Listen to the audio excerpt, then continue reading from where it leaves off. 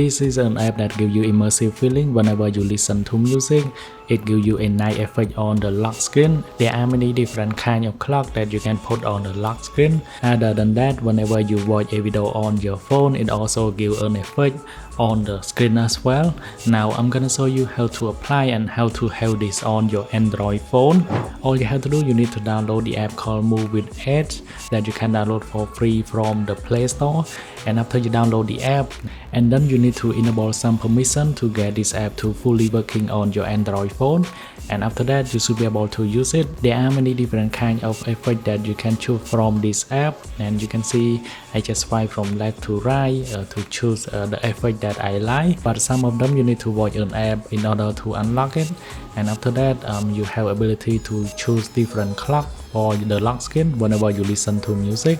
And after you select the one that you like, after that just watch a video or listen to music, you're gonna get an amazing effect on your lock screen. Thanks for watching. I hope you like this video.